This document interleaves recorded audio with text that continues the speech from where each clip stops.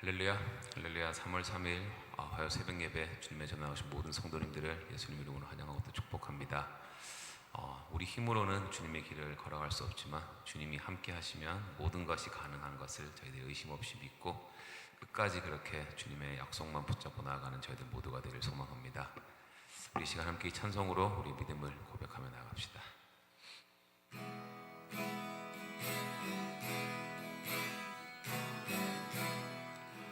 나의 갈 길 다가도록 예수 인도하시니 내 주 안에 있는 긍휼 어찌 의심하리요. 믿음으로 사는 자는 하늘 위로 받겠네. 무슨 일을 만나든지 만사형통하리라. 무슨 일을 만나든지 만사형통하리라. 나의 갈 길 다가도록 예수 인도하시니 어려운 일 당할 때도 족한 은혜 주시네. 나는 심히 고단하고 영혼 매우 갈하나 나의 앞에 반석에서 샘물 나게 하시네. 나의 앞에 반석에서 샘물 나게 하시네. 나의 갈 길 다가도록 예수 인도하시니 그의 사랑 어찌 큰지 말로 할 수 없도다. 성령 감화 받은 영혼 하늘 날아갈 때에 영영 부를 나의 찬송 예수 인도하셨네. 영영 부를 나의 찬송 예수 인도하셔. 다시 한번 삼별할게요. 나의 갈 길 다가도록 예수 인도하시니 그의 사랑 어찌 큰지 말로 할 수 없도다. 성령 감화 받은 영혼 하늘 날아갈 때에 영영 부를 나의 찬송 예수 인도하셨네. 영영 부를 나의 찬송 예수 인도하셨네. 아멘.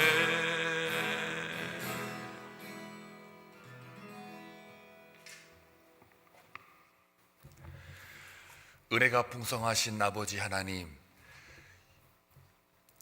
오늘도 어김없이 생명을 연장시켜 주심으로 인해서 우리가 예배할 수 있게 하시고 호흡을 계속해서 쉴 수 있게 하심으로 하나님을 찬송하게 하신 것을 감사합니다. 오늘 하루도 예배로 시작하여 예배로 마치는 귀한 은혜의 삶이 되게 하여 주옵소서. 각 삶에 기도하는 제목들 쌓여갈 때마다 근심 염려 쌓이는 것이 아니라 주님의 인도하심과 주님의 손길, 하나님을 경험하는 삶으로만 쌓여갈 수 있도록 기름 부으시고 역사하여 주옵소서. 나라 안팎으로 국제 간의 전쟁이 있으므로 여러 가지 혼란한 시대를 살고 있습니다. 하루속히 모든 전쟁이 끝날 수 있도록 주님께서 섭리 가운데 인도하여 주옵소서. 왜 싸우는지, 왜 국제 간에 분쟁이 있고 전쟁이 있는지 그 속을 인간들이 정확하게는 알 수 없으나, 누가 옳고 누가 그른지 우리는 분별할 수 없으나, 이 모든 것이 다 하나님의 주권과 섭리 가운데 이루어지고 있음을 다시 한번 깨닫고, 속히 전쟁이 멈춰짐으로 인하여 우리의 죄악이 다 폭로되어지는 그러한 하나님을 만날 수 있도록 아버지께서 일하시고 지금도 인도해 주시기를 원합니다. 불미스러운 희생이 나타나지 않도록 아버지께서 붙잡아 주시고, 속히 전쟁이 끝남으로 인해 평화가 찾아올 수 있도록, 그럼에도 불구하고 우리가 이 땅에 살아가는 것은 잠시 왔다 가는 것이기에 나그네 된 인생이라는 것을 다시 한번 깊이 인식하고, 영원한 하나님의 나라가 있음을 우리가 믿음으로 고백하며 알 때 우리의 삶이 다시 변화받는 기쁨이 넘치기를 원합니다. 이 땅에는 다 썩어질 것들이기 때문에 그 말씀을 쫓아서 우리가 살아갈 수 있도록 끝까지 썩지 않을 양식으로 심어진 예수 그리스도의 복음으로 말미암아 온 땅이 하나님을 찬송하며 경외할 수 있는 그 날이 속히 오기를 원합니다. 저희 한빛장로교회가 일어나 빛을 발할 수 있는 교회가 되기를 원합니다. 무엇보다도 이 지역사회의 커뮤니티와의 커넥션 속에 하나님의 빛을 비추는, 하나님이 쓰시고자 하는 교회가 되게 하여 주옵소서. 오늘도 주의 말씀을 통하여서 하나님의 나라가 무엇인지, 누가 들어갈 수 있는지, 누가 들어갈 수 없는지 다시 한번 깨달음으로 오늘 하루 살아갈 때 사랑하는 성도들이 하나님의 나라가 되게 하시고 하나님의 나라에 속한 주의 백성으로 살아가게 하여 주옵소서. 예수님의 이름으로 기도하옵나이다. 아멘. 하나님 말씀 보시겠습니다. 마태복음 19장 23절에서 30절입니다. 함께 교독할 때에 하나님의 음성을 들을 수 있기를 바랍니다. 예수께서 제자들에게 이르시되 내가 진실로 너희에게 이르노니 부자는 천국에 들어가기가 어려우니라. 다시 너희에게 말하노니 낙타가 바늘귀로 들어가는 것이 부자가 하나님의 나라에 들어가는 것보다 쉬우니라 하신대. 제자들이 듣고 몹시 놀라 이르되 그렇다면 누가 구원을 얻을 수 있으리이까? 예수께서 그들을 보시며 이르시되 사람으로는 할 수 없으나 하나님으로서는 다 하실 수 있느니라. 이에 베드로가 대답하여 이르되 보소서, 우리가 모든 것을 버리고 주를 따라 싸운데 그런즉 우리가 무엇을 얻으리이까? 예수께서 이르시되 내가 진실로 너희에게 이르노니 세상이 새롭게 되어 인자가 자기 영광의 보좌에 앉을 때에 나를 따르는 너희도 12 보좌에 앉아 이스라엘 12지파를 심판하리라. 또 내 이름을 위하여 집이나 형제나 자매나 부모나 자식이나 전토를 벌인 자마다 여러 배를 받고 또 영생을 상속하리라. 다 같이. 그러나 먼저 된 자로서 나중되고 나중된 자로서 먼저 될 자가 많으니라. 아멘. 요즘 마태복음 생명의 삶 일정에 따라 우리가 묵상을 하고 있습니다. 주제가 하나님의 나라입니다. 물론 전체 성경이 다 하나님의 나라를 예언하고 또 기록되어 있지만 특별히 마태복음 후반부로 갈수록 점점 하나님의 나라에 대한 그 깊이와 넓이가 더 두드러지게 나타납니다. 오늘 말씀이 그런 말씀들 중에 하나입니다. 23절에 보면 부자 얘기가 나오죠. 여기서 말하는 부자는 어제 본문 여러분이 묵상을 각자 하셨는지는 모르겠으나 부자 청년이 예수님께 찾아와 영생을 어떻게 하면 얻으리까? 하나님 나라는 어떻게 누가 들어갑니까? 물론 그 질문 속에는 자신은 율법을 잘 지켰고 또 하나님 앞에 자기가 정말로 잘 섬긴다라고 자부했던 그러한 청년이었기에 많은 사람들이 그를 바라보고 야, 저 사람은 하나님의 나라를 들어갈 수 있을 만한 충분한 자격과 조건이 갖춰져 있어. 스스로도 그렇게 믿고 살았던 사람입니다. 그러다 보니까 자신 있게 예수님께 영생을 어떻게 하면 얻으리까? 누가 하나님 나라 들어갑니까? 라는 질문을 하게 되죠. 그만큼 이제 자신이 있는 거예요. 그랬더니 예수님이 뭐라 그래요? 내 소유를 다 팔아서 가난한 자에게 다 나누어 줘라. 그랬을 때에 그 부자가 어떻게 해요? 근심하여 돌아가니라. 그건 뭘 말합니까? 겉으로는 하나님 나라, 영생, 율법, 또 누가 봐도 선한 사람, 물론 그 선함 속에는 자기 나름대로 물질을 사람들이 나누어 주기도 하고 구제 봉사 다 했겠죠.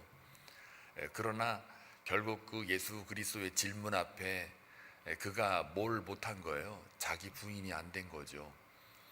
자기 십자가를 지는 거라는 거를 알 수가 없죠.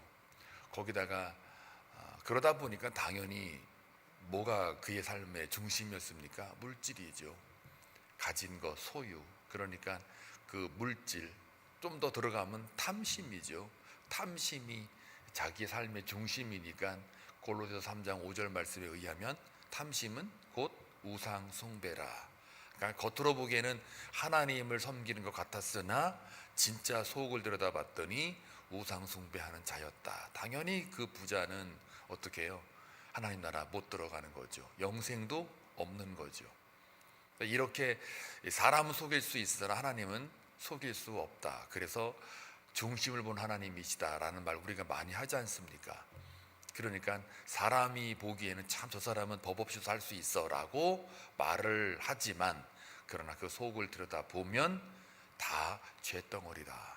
의인은 없나니 하나도 없다. 인간이라는 존재는 입을 열면 열린 뭐예요? 무덤이다. 뱉어냈다고 하면 속에 있는 더러운 것들이 다 쏟아져 나오는 거다. 손 안 씻고 먹었다고 더럽다고 율법 정결법 어겼다고 바리새인 서기관들이 막 예수님을 이렇게 비난하지 않습니까? 거기에 대해서 그 어떤 보이는 것에 너희들이 더럽고 깨끗하고 찾는데 진짜 더러운 거는 니들 속이다 이거죠. 결국은 뭡니까? 다 니들은 의인이 아니라 죄인이다. 그래서 죄인을 깨닫는 자가 하나님 나라에 들어갈 수 있다예요. 누가 깨달아요?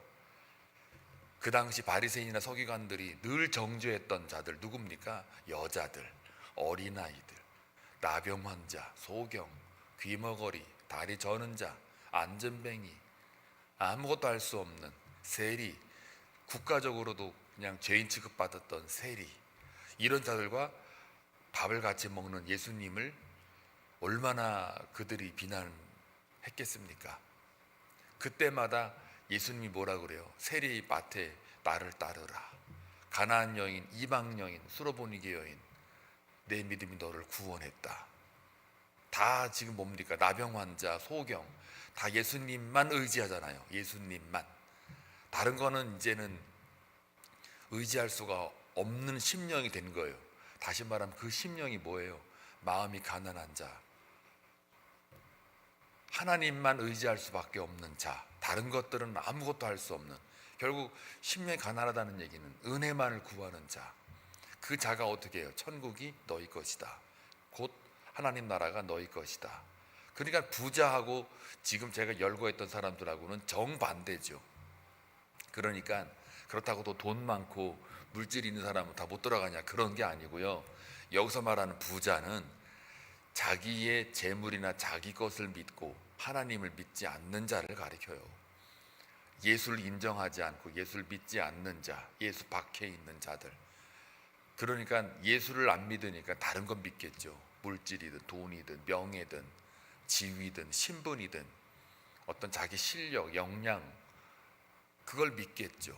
그러니까 당연히 하나님 나라에 들어갈 수가 없는 거죠. 심령이 가난한 자는 복이 있다. 그러니까 하나님만 의지하는 자는 복이 있는 거예요. 왜요? 하나님의 나라에 들어갈 수 있으니까. 또 그런 자들은 증상이 뭐예요? 자기 죄를 보고서 애통해요. 또 남의 죄까지도 그 바라보고 마음이 아파요. 하나님, 저 죄 어떡합니까?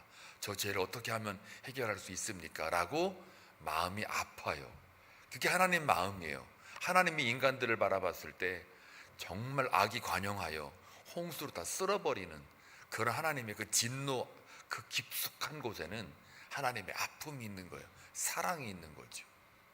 그리고 다시는 내가 그 홍수 멸한 다음에 무지개를 이렇게 쫙 띄워주잖아요. 이와 같이 다시는 내가 너희를 이렇게 멸하지 않게 하겠다. 그게 뭐예요? 진짜 하나님의 마음은 무지개라는 거예요. 하나님의 사랑, 은혜예요. 그러니까 애통하는 그 마음 속에는 바로 하나님의 마음이 담겨져 있어요. 그런 마음을 가진 자들이 심령이 가난한 자예요. 부자들은요 그런 마음이 없죠. 왜요? 자기가 삶의 중심이니까. 그러니까 여러분들이 살아가는 동안 내 맘대로 살래, 내가 중심이고 내 물질이 중심이고 내 주장이 중심이다. 그럼 전부 다 부자입니다. 여러분은 그렇게 되면은 정말 예수 그리스도 앞에 십자가 앞에 나온 자들은요 그 죄가 폭로돼서 애통하는 마음이 있어요.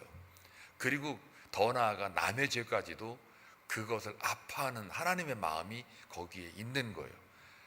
그래서 마음이 가난한 자는 복이 있다. 천국이 너희 것이다. 애통하는 자는 복이 있다.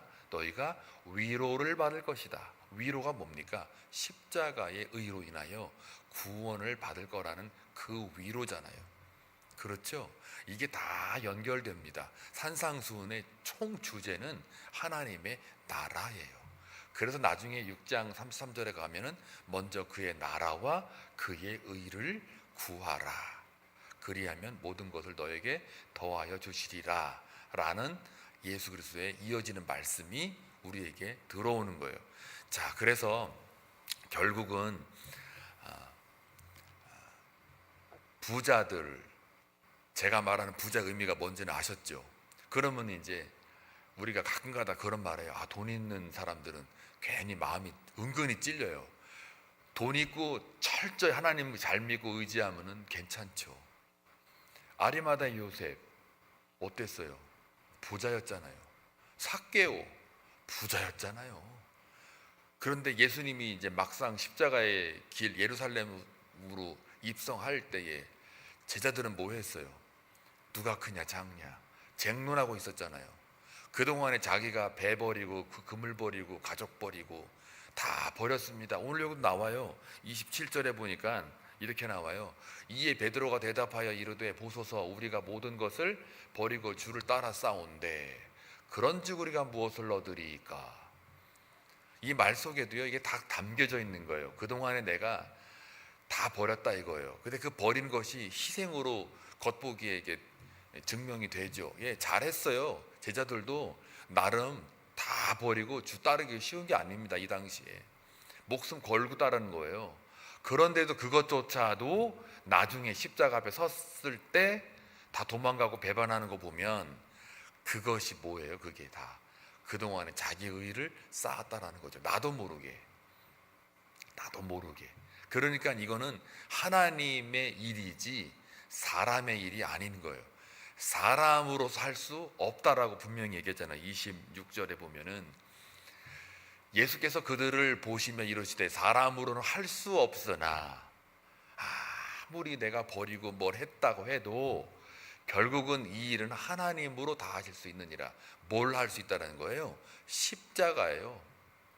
구원을 얻게 하기 위해서는 아무리 뭐 버리고 뭐 어쩌고저쩌고 해도 다 나중에 가면 그 십자가 앞에서는 다 니를 도망갈 수밖에 없어. 무서워서 그냥 다 숨어버리고 배반할 수밖에 없는데 그러니까 내가 하는 거야. 하나님이 하시는 거야 라는 얘기예요. 십자가를 상징해요. 십자가. 그게 하나님의 일이에요. 자, 그런데 이 십자가로 말미암아 하나님 나라 들어가는 거예요. 그래서 24절 요것도 풀어드려야 될 것 같아요. 24절 다시 너희에게 말하노니 낙타가 바늘귀로 들어가는 것이 부자가 하나님 나라에 들어가는 것보다 쉬우니라 하신대. 결국은 사람의 능력으로는 못 들어간다는 얘기입니다.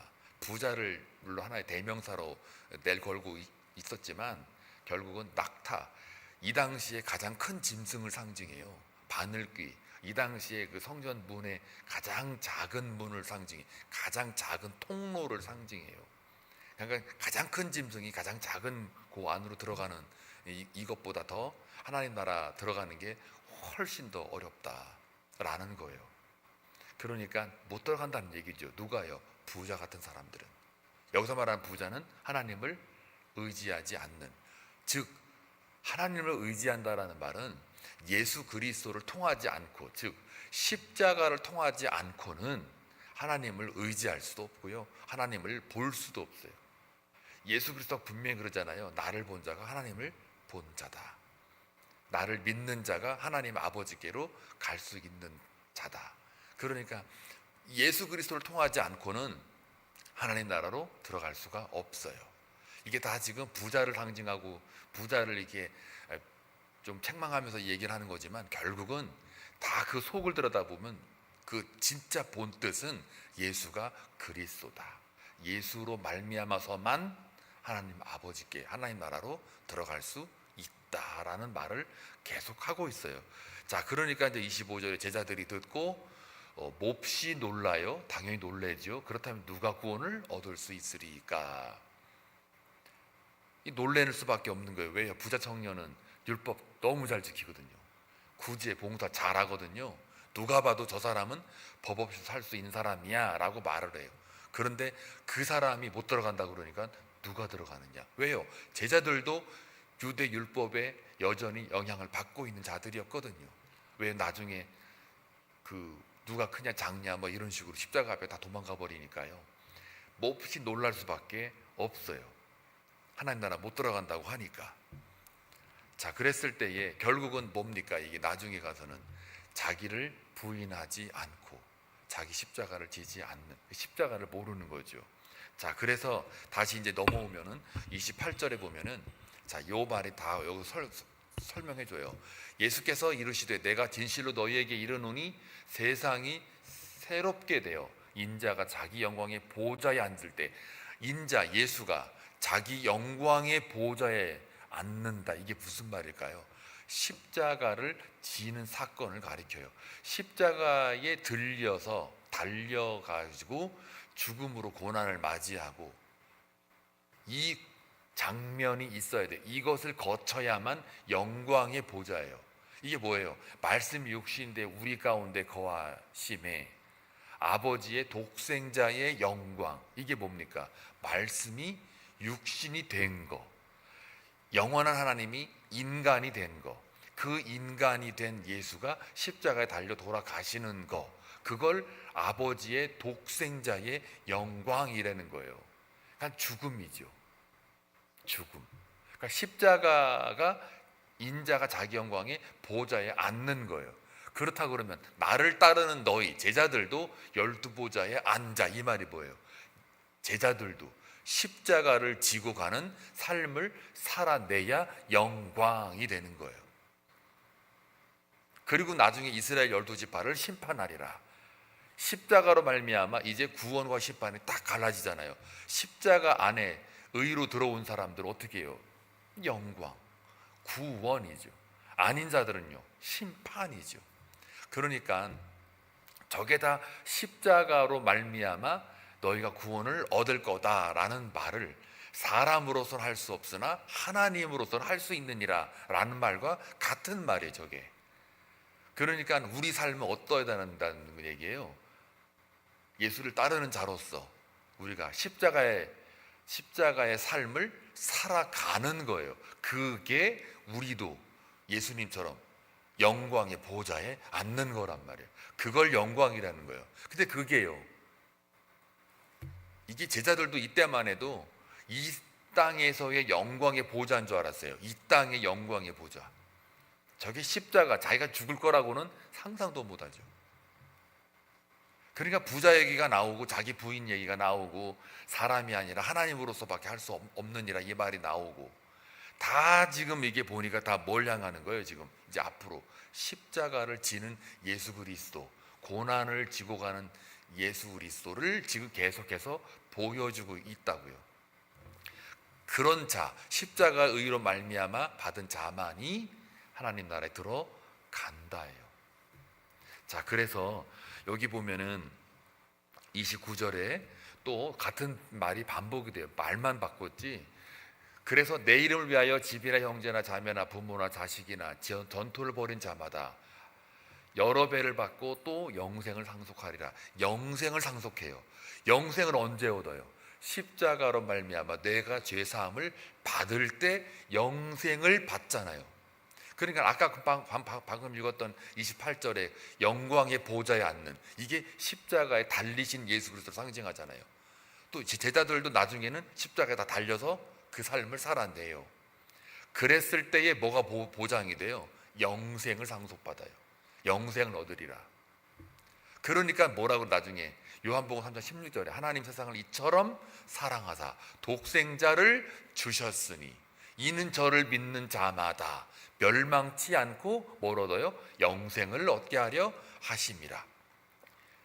독생자를 믿는 자마다, 이게 뭡니까? 뭘 독생자에 믿는 게 뭘 믿는 거예요? 예수 그리스도의 영광의 보좌에 앉으셔서 우리에게 영생을 상속하셨다라는 예수 그리스도의 십자가를 상징하잖아요. 다 그걸 믿는 자마다 영생을 얻는다라는 말과 오늘 저렇게 영생을 상속하리라, 그럼 앞에 나와 있는 저 집이나 형제 자매 부모 자식 전토, 이게 다 뭡니까?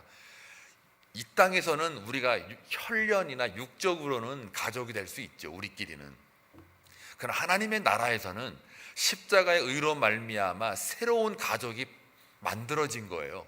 그래서 여러 배를 받고라는 말을 쓰는 거예요. 저게 이제 영어 표현으로 100 something으로 숫자로 개념해놨는데 여러 배, 그러니까 풍요를 상징하죠. 우리 새 가족.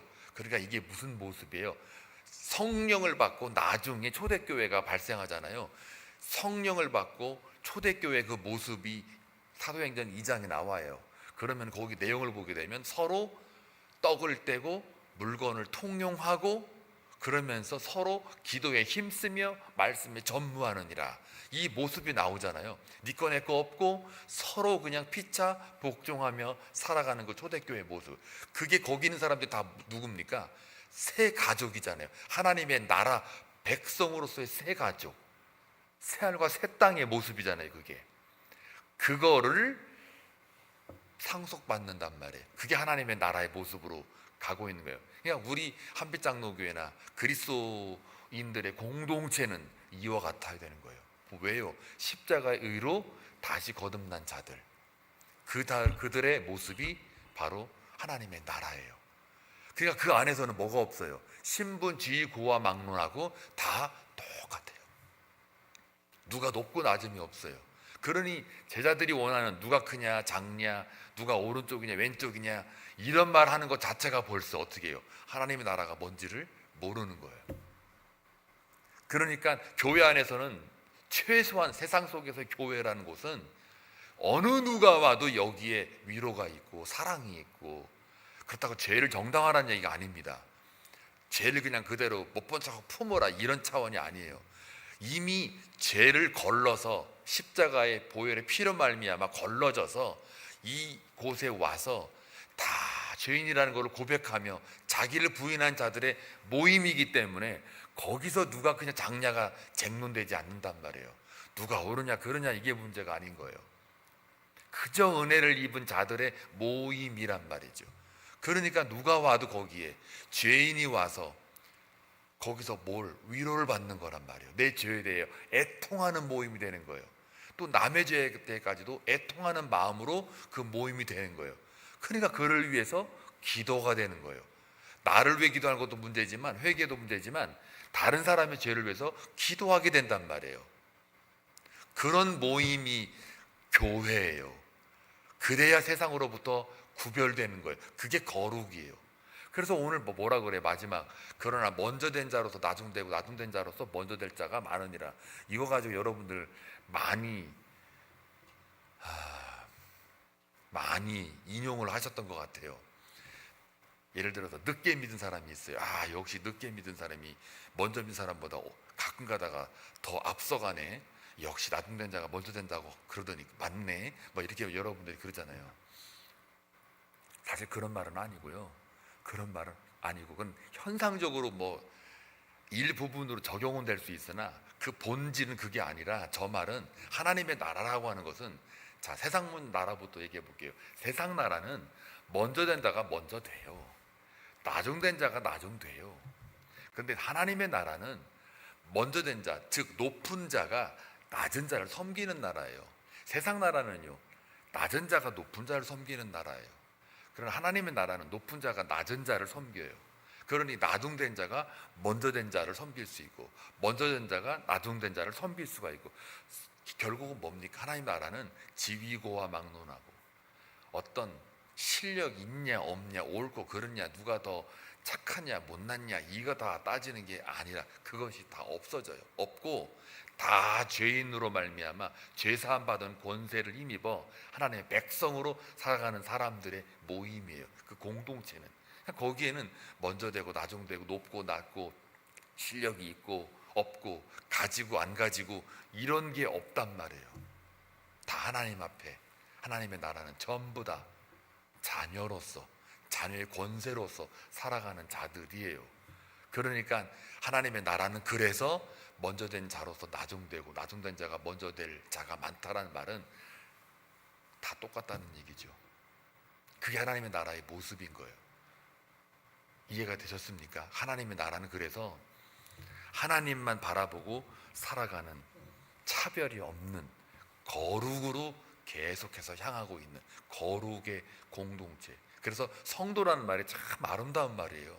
집사가 좀 더 낫고, 권사가 좀 더 낫고, 안수 집사가 좀 더 낫고, 뭐 장로가 좀 더 낫고, 이런 게 아니란 말이에요.